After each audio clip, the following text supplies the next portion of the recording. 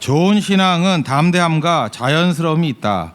좋은 신앙은 담대함과 자연스러움이 있다라는 제목으로 하나님 말씀 증거하도록 하겠습니다.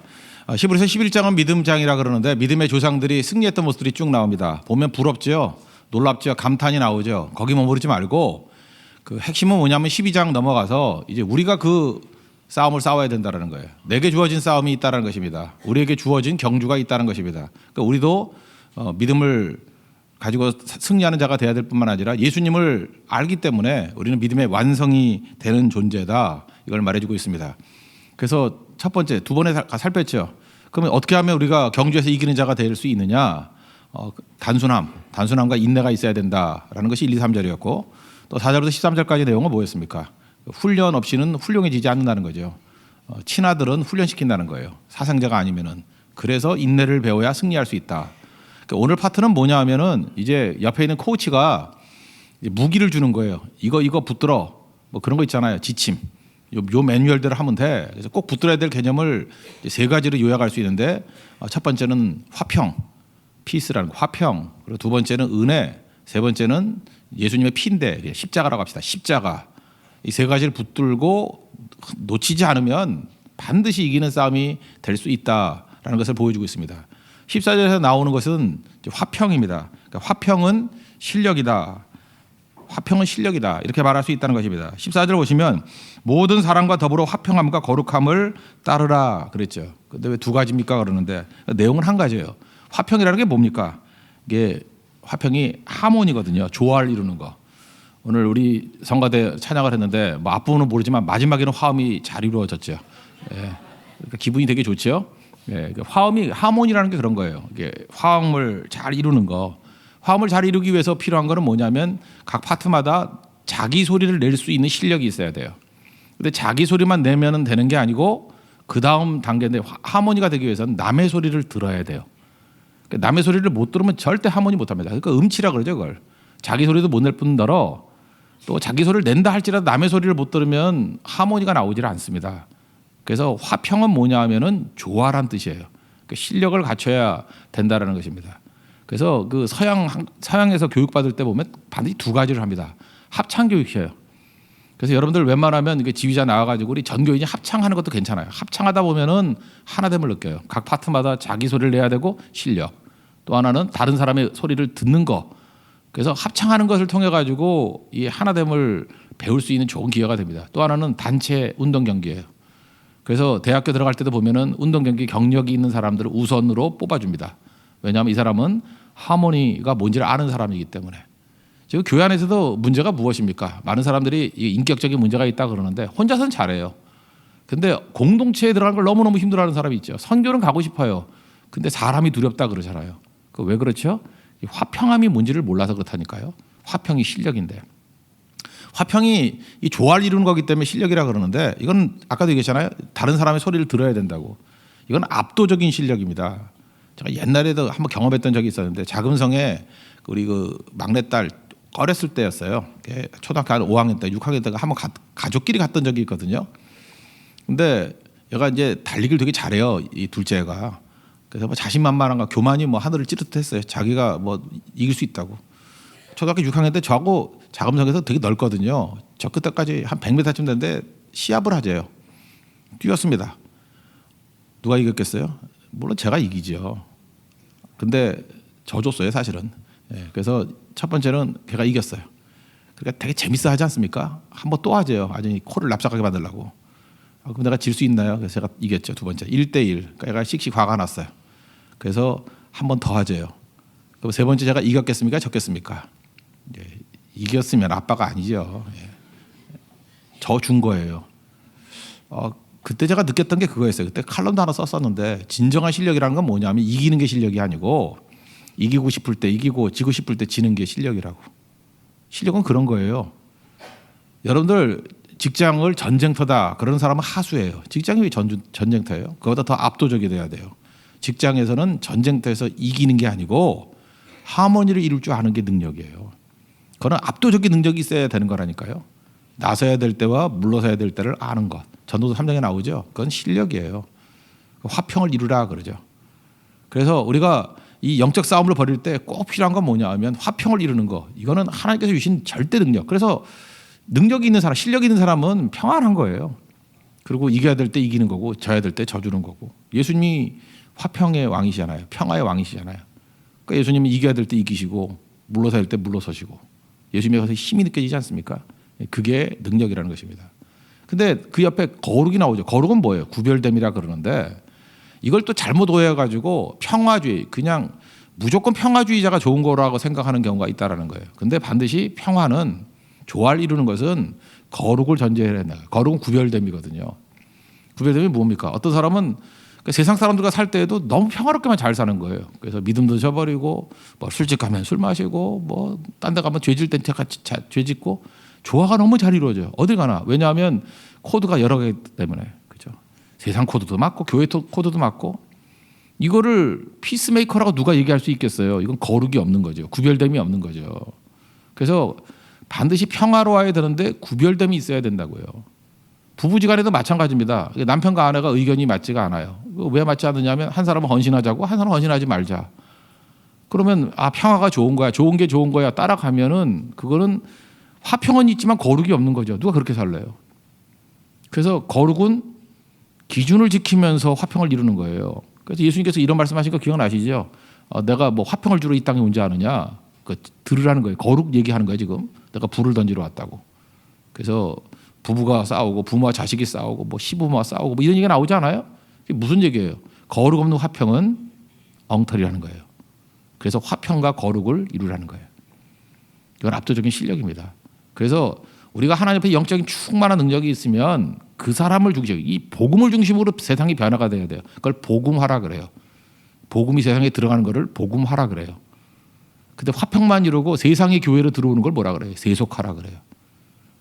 지금 우리 많은 교회들 보면요, 이렇게 평화주의자들 되게 많아요.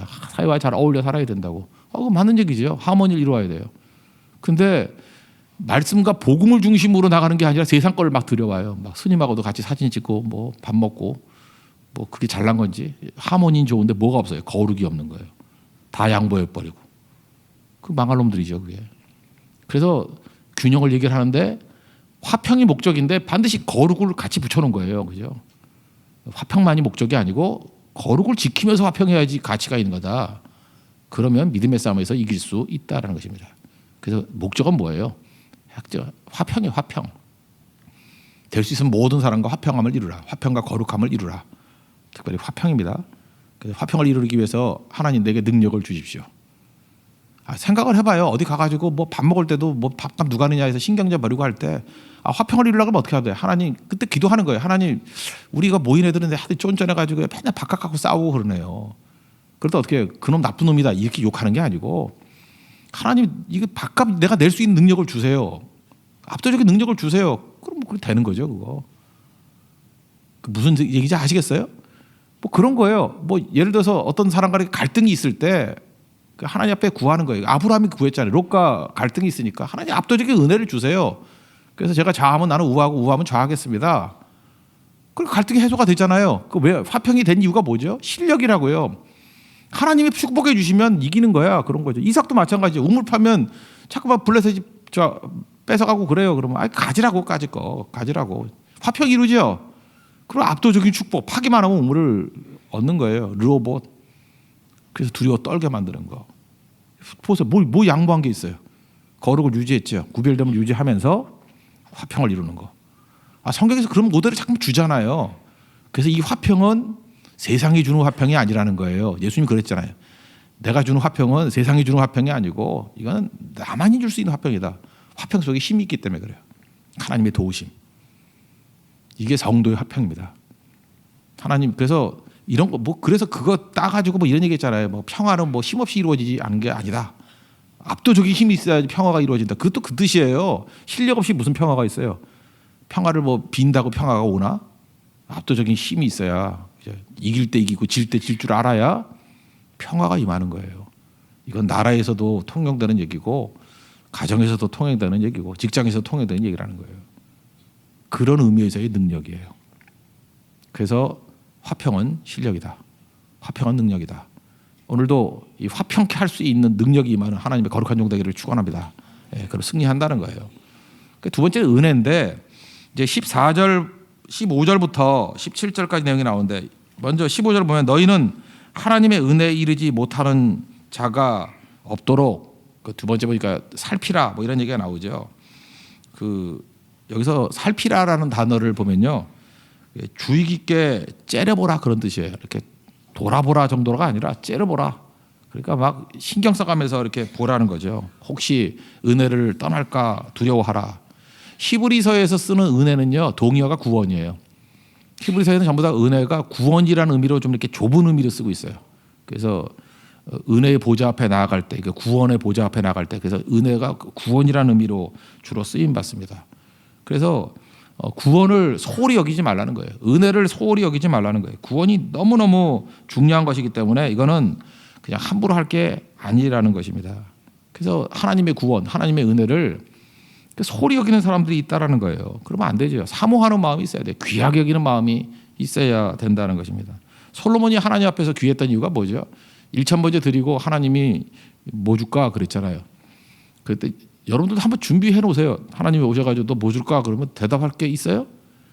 너무 많지요. 정리가 안 돼가지고 시간 끌면 주님은 가셔요. 잊지 말라고. 그냥 뭐 줄까 그러면은 뭐 예를 들어서 뭐 여기 소망인 사람 뭐 장가 가게 해주세요. 뭐 시집 가게 해주세요. 이런 거 안 했다고요. 오래 살게 해주세요. 뭐 부자 되게 해주세요. 맨날 수준이 그렇잖아요. 뭐 권세를 얻게 해주세요. 뭐 아니면 젊은 애들 같으면 인기가 있게 해주세요. 뭐 이런 거. 근데 뭐 줄까 그랬더니 내가 일 잘할 수 있도록 지혜해달라고. 그러니까 재판 잘하도록 그런 거니까 일 잘하도록 지혜해달라고. 그랬더니 이게 하나님 마음에 너무 맞은 거예요. 그래서 성경에 하나님이 업되는 경우가 별로 없는데 이때 진짜 하나님이 너무 업이 돼가지고 그냥 안 줘도 되는 거 다 준다 그랬어요. 뭐 부도 주고 수도 주고 뭐 지혜도 다 준다 그랬어요. 그러니까 하나님 앞에 여러분들 그런 마음이 있어야 돼. 지금부터 하나님의 기쁨이 뭔지를 알고 하나님이 기뻐할 걸 구하라고요. 그죠? 그러면 다 가는 거 아니에요? 하나님 나 선교하는 사람 되겠습니다. 그러면 뭐 다 주겠죠. 건강해야 선교도 가고 돈이 있어야 가고 뭐 사람이 있어야 가고 뭐 다 그런 거 아니에요? 좀 머리 좀 돌라고 맨날 그냥 잔챙이 같이 푼돈 구하지 말고 좀 나 답답해가지고. 그러니까 지혜가 없는 거예요. 그거 지혜가 없는 거야. 그러니까 솔로몬 같이 이렇게 한 방에 구해버려. 한 방에 내가 일 잘할 수 있도록 지혜해달라고 그럼 다 주는 거죠. 그렇게 쓰임 받는 거죠. 그러니까 그걸 귀하게 긴 거예요. 하나님의 은혜를 귀하게 긴 거예요. 은혜 하나 있으면 됩니다. 그러니까 하나님이 감동하는 거죠. 뭐 목사 같으면 하나님 말씀 잘 증거하게 해주세요. 그럼 뭐 다 포함된 거죠. 그것만 잘하면 뭐 모든 게 다 오는 거 아니에요? 영광도 오고 구원도 오고 다 오는 거 아니에요? 그러니까 여러분들 가장 중요한 그걸 하나 구했으면 좋겠어요. 어떤 형제가 있는데요. 인기가 좋은 형제, 몇 안 됩니다. 그런 형제는 되게 인기가 좋아서 자기가 배우자를 웬만큼 선택할 수 있는 정도의 형제예요. 일단 능력도 있고 매력도 있고 뭐 그렇다는 얘기죠. 그래서 고를 수 있는 특권이 있어요. 일반 형제는 없습니다. 꿈 깨세요. 이렇게 자기가 여자를 고를 수 있을 정도는 정말 특이한 애예요. 근데 이제 어떤 사람하고 이제 결혼을 한다 그러더라고요. 그래서 이미 결혼했어요. 품절남이에요. 결혼했는데 결혼하기 전에 물었어요. 내가 알기로는 뭐 여러 가지 가능성이 있었는데 아주 점잖게 얘기했습니다. 왜 굳이 그 자매하고 결혼을 결심하게 되느냐? 내가 얘기 안 하고 내가 3년 지나고 난 다음에 내가 얘기하겠다. 3년 더 지났어요 지금. 하여튼 그래서 제가 얘기를 하는 거예요. 근데 그 형제가 이렇게 얘기하더라고요. 어떤 A라는 자매는 되게 똑똑하대요. 근데 자기 일도 잘하고 그러니까 굉장히 탁월한 자매인데 이제 만날 때마다 가면은 맨날 왔어 그리고 시큰둥하는 반응만 보이는데 자기 일 바빠가지고 그래서 되게 멋있고 사회적으로는 이게 총망한다 그러는데 자기가 너무 초라해진대. 그래서 아니래. 뭐 그건 저도 동감했어요. 그럴 수도 있겠다. 이제 B라는 자매는 보통 때는 가만히 있다가 선물만 사다 주면 그렇게 좋아한대요. 막 좋아하고 막 애교를 떨고 간이라도 있으면 막 간 입에서 나오는 것 같고 막 빼주려고 그러고 너무 애교 있대. 내가 그 자매 알거든요. 근데 애교가 넘치는 자매예요. 근데 족보인데요. 선물 받으면 선물 가지고 떠난대요. 자기 거들떠 안 보고. 그래서 내가 이거 봉인가 뭐 이런 생각이 든대요. 근데 그 부분은 잘 몰랐거든요. 그런 숨은 사연이 있었구나. 예, 그렇다. 그런데 이번에 결혼한 자매가 뭐냐? 이제 C 자매라고 합시다. 이 자매는요, 뭘 선물을 줘도 좋아한대요. 근데 선물을 내려놓고 별 관심이 없어 보인대. 뭘 해줘도 뭐 이렇게 좋은데 뭐 가잖아요. 가도 경치 좋네요. 그리고 경치 안 보고 맨날 자기만 쳐다본대요. 자기를 좋아한대요. 너무 기뻐한대요. 그래서 결혼하게 됐대요. 그 제가 그랬죠. 걔는 꾼이라고. 예. 그렇지만 사랑꾼이라고. 그거 봐요. 벌써 그 사람 마음을 그냥 확 잡은 거 아니에요. 그 보통 능력이 아니죠. 하나님 앞에서 제가 이 생각이 드는 거예요. 하나님의 은혜, 사랑, 구원 이런 거잖아요. 이걸 귀하게 여기는 거예요. 뭐 이거 다 이루었다. 뭐 예수 믿으면 뭐 구원은 이루어졌다. 그러고 관심도 없고 그렇게 살아간 게 아니라 언제나 주님의 은혜를 귀하게 여기고 그것만 쳐다보고 딴 거에 별로 관심이 없어요. 그래서 여러분들 맛있는 음식 차려놨을 때 그때가 찬스예요. 그때 음식 먹고 그냥 돼지같이 먹는 거에 바쁘면은 정 떨어져요. 저거 그냥 먹다 죽을래네. 그래서 먹다가도 이렇게 쳐다보고 뭐 흘리고 막 그러면 이 사람 먹는 게 다가 아니구나. 어떤 때 먹지도 않아요. 입맛도 없는 것 같아요. 그죠? 어떻게 하나 쳐다보고 진짜 사랑하면 그런 일이 벌어지거든요. 하나님 앞에서 우리가 그래야 된다는 거예요. 은혜를 사모하고 귀하게 여기면서 주만을 바라보는 모습이 있을 때 그래서 성경은 얘기하는 거예요. 은혜를 결코 소홀히 여기지 말라. 예를 드는데 에서를 들어요. 에서가 장자권이라는 게 대단한 거 아닙니까? 장자는요 유산도 세 가지 특권인데 유산도 2배로 받고 그 다음에 아버지가 돌아가시면 가정의 리더십, 지도력도 이어받아요. 그리고 영적인 축복을 이어받아요. 그래서 장자권이라는 건 되게 중요한 거거든요. 근데 배고프다고 팥죽 한 그릇에 장자권을 팔아먹었대. 여기서 망령된 일을 했다. 망령된 자란 뜻은 뭐냐면 문지방을 밟다란 뜻이에요. 여러분 집 지나가다 보면 제일 많이 밟히는 데가 어디예요? 문지방이죠. 그러니까 하나님이 주신 그 특권, 장자권을 문지방 밟듯이 그렇게 무시해 버렸냐? 이 망할 놈아 그런 뜻이에요. 우리도 알게 모르게 제가 어떤 미국 LA 남쪽에 있는 그 토렌스에 있던 어떤 그 성도 가정 얘기를 했죠. 하버드 나온 아들이 있는데 목사님 찾아가지고 한다는 얘기가 이 하버드까지 나온 애가 글쎄 그 하찮은 선교사를 하려 그래요. 근데 듣기만 해도 내가 마음이 아픈데 하나님 마음이 얼마나 아플까? 선교사를 하찮은 선교사라고 그러고 있잖아요. 그 하나님의 은혜를 소홀히 여기고 그 에서하고 다를 게 뭐가 있어? 그냥 마음속에 욕심만 있고 하나님의 것을 갖다 이렇게 하찮게 여기는 거예요. 하찮게 여기는 거. 그러면 져요 싸움에서. 뭘 하고 안 하고의 문제가 아니라 하나님의 것을 귀하게 여기고 예배를 귀하게 여기고 뭐 예를 들어서 수요일날 예배가 있고 뭐 무슨 중요 모임이 있다 그러면 나는 예배 갈게. 그럼 하나님 얼마나 기뻐하시겠어요. 뭐 하다못해 그냥 뷔페만 불러줘도 그냥 5만 원짜리 뷔페만 불러줘도 그냥 먹으러 가야지. 예배는 무슨 예배야. 그 애서예요. 그게 애서. 새벽에도 마찬가지예요. 무슨 뭐 누가 뭐 만나자 조찬 모임이 있다 그러면 거기 가기 바빠가지고 하나님께 더 귀하게 그러니까 삶에서 그렇게 쌓여야 된다고요. 은혜를 소홀히 여기지 말아라. 이거는 뭐하고 똑같으냐면 한눈 파는 거하고 똑같아요. 그래서 그 다음에 나오는 게 여기에 그 쓴뿌리와 음행을 같이 얘기한 거예요. 이게 에서가 한 행동을 쓴뿌리라 그러는 거예요. 쓴뿌리. 그 쓴뿌리라고 말하는 것은 신명기 29장 18절의 인용이거든요. 이 쓴뿌리는 100% 이거는 우상 숭배예요. 그래서 우리 쓴뿌리가 자랐다 그럴 때 뭐 심리학이 요즘에 많이 돼가지고 뭐 마음의 상처, 트라우마 이런 걸 잠깐 쓴뿌리라 그러는데 성경에서 말하는 쓴뿌리는요 신명기 29장 18절이에요. 우상 숭배하는 자들은 그죠? 내가 그들을 염려한다. 그러면서 뒤에 이렇게 나와요. 독초와 쑥의 뿌리가 너희 속에 생겨서 우상 숭배하면 독초와 쑥의 뿌리, 이 쓴뿌리거든요. 쓴뿌리가 생겨서 어려워진다라는 거예요. 우상 숭배가 무엇입니까? 하나님도 섬기면서 한눈 파는 거예요. 제가 어떤 커플이 대판 싸운 거를 한번 중재한 적이 있어요. 너무너무 싸워가지고 참 힘들었어요. 그냥 저까지 개입이 돼가지고 그냥 말려주려 그러다가 이 소리 저 소리 다 듣고 했는데 내용은 뭐냐면 별것도 아니에요. 그 형제가 이게 그 자매하고 둘이 가다가 어떤 예쁘게 생긴 자매가 있길래 쳐다봤대요. 그게 싸움의 원인이에요. 쳐다볼 수도 있는 거지. 근데 그 다음 말을 잘못한 거예요. 쳐다봤는데 안 봤다 그렇게 그냥 그러면 되는 건데 그 형제가 그랬어요. 그냥 나도 모르게 봤다. 여기 화가 더 난 거예요. 너는 본능이다, 변태다, 뭐 이러면서 정말 힘들어하는 거예요. 근데 이게 한 2주 갔어요. 이게 웬만하면 잊혀지잖아요. 여자들은 금방 잊어버리는 속성도 있잖아요. 화도 내지만. 근데 여자가 지독해요. 2주 내내 막 이래서 남자도 이제 화가 나가지고. 그래서 내가 그 자매한테 그랬죠. 너도 하나님 말고 한눈 판 적 많잖아. 근데 뭐 한번 쳐다봤다가 뭘 그래 그랬더니 이 자매가 화가 나가지고 뭐 그거하고는 다르잖아요. 그러면서 요즘에 잘 교회도 안 나와요. 그냥 형제만 나오고 편도 잘 들어야지. 하여튼 그 상황이 이렇게 돼버려서 이렇게 되게 어려워져 버렸어요. 그게 우상숭배예요. 우상숭배 뭔지 한눈 파는 거예요. 한눈 파는 거. 그래서 그 에서같이 이렇게 소홀히 여기는 거와 음행을 같이 얘기해요. 음행이 뭐예요? 우상숭배가 음행이라고. 성경은 다 우상숭배를 음행이라고 표현하잖아요. 이게 뭐예요? 한눈 파는 거예요. 하나님 쳐다보지 않고 한눈 파는 거. 그래서 하나님이 질투하시는 하나님이다 그러잖아요. 그렇게 하나님이 이게 마음 아파한다 이제 그런 뜻이죠.